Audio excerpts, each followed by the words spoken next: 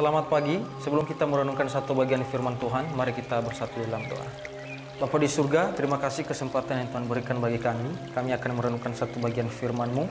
Kiranya Roh Kudus yang terus memimpin setiap kehidupan kami. Di dalam nama Tuhan Yesus Kristus kami berdoa bersyukur. Haleluya. Amin. Saudara yang berkati Tuhan, judul renungan kita pada pagi hari ini yaitu Jangan Berzina. Yang terambil di dalam kitab Keluaran pasal 20 ayat yang ke-14. Saudara yang berkati Tuhan, jangan berzina ini dalam hal ini merupakan hukum yang ketujuh yang diberikan Allah di dalam konteks perjanjian lama. Secara garis besar dapat kita mengerti bahwa jangan berzina atau perzinahan merupakan sesuatu hal yang dilakukan antara laki-laki dan perempuan di luar pernikahan. Atau dapat kita pahami bahwa hubungan seks yang dilakukan antara laki-laki dan perempuan di luar pernikahan itu yang dimaksud dengan berzina. Nah, saudara yang berkati Tuhan, di dalam konteks perjanjian lama ini, hukum atau pelanggaran ini merupakan pelanggaran yang sangat keras.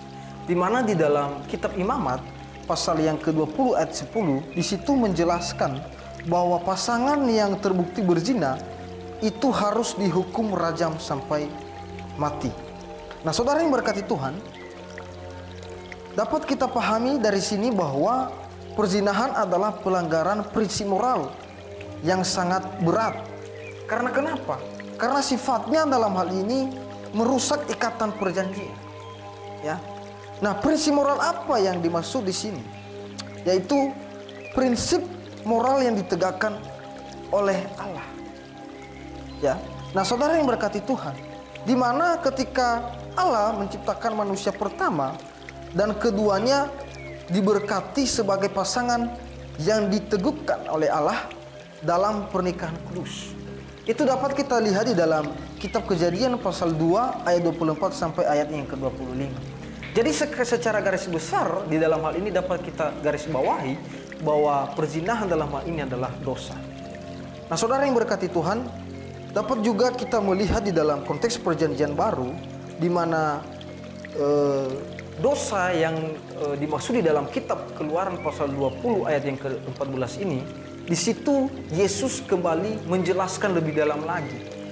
Ya, bahwa Yesus menjelaskan bahwa jangan berzina di dalam konteks Keluaran pasal 20 ayat 14 ini dikenakan untuk semua bentuk kedursilaan. Ya. Maksudnya dalam hal ini yaitu di dalam pikiran maupun juga perbuatan kita, jika kita memikirkan, mengingini sesuatu perempuan dalam pikiran kita, itu yang dimaksud dengan perzinahan. Mari kita melihat di dalam Matius pasal yang ke-5 ayat 27 sampai ayat yang ke-28. Demikian bunyi firman Tuhan.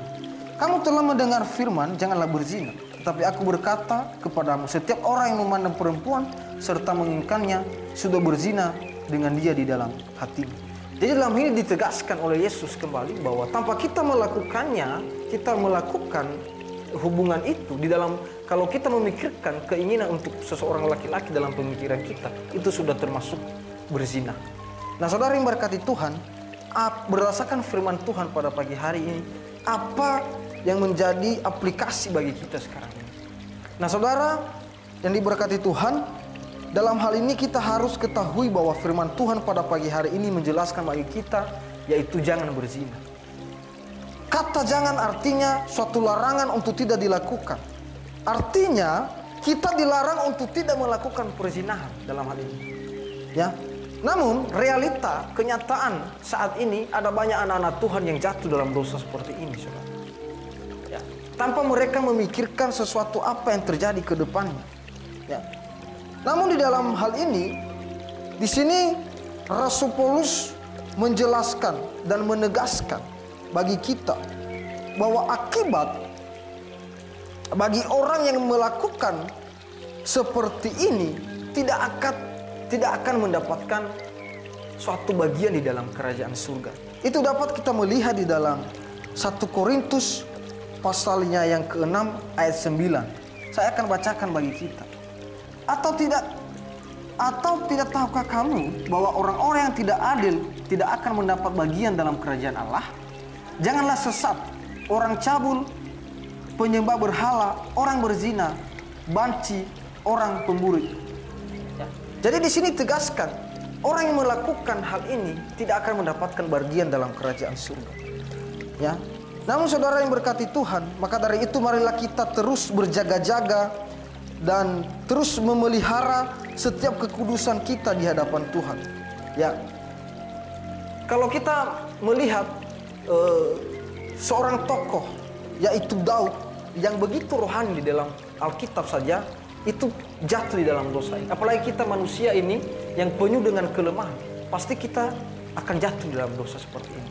Namun dalam hal ini, marilah kita terus berjaga-jaga dan menjaga kekudusan kita di hadapan Tuhan. Biarlah kasih Yesus saja yang menjadi fokus kita dan yang membuat kita untuk tidak melakukan hal-hal dosa seperti ini. Biarlah firman Tuhan pada pagi hari ini dapat memberkati saudara dan saya. Demikian firman Tuhan, mari kita bersatu dalam doa. Bapa di dalam kerajaan surga, terima kasih buat renungan firman Tuhan pada pagi hari ini. Biarlah ini menjadi berkat bagi kami untuk kami terus berhati-hati dan menjaga kekudusan kami di hadapan Tuhan Yesus. Terima kasih Bapa, inilah doa kami bersyukur, haleluya. Amin.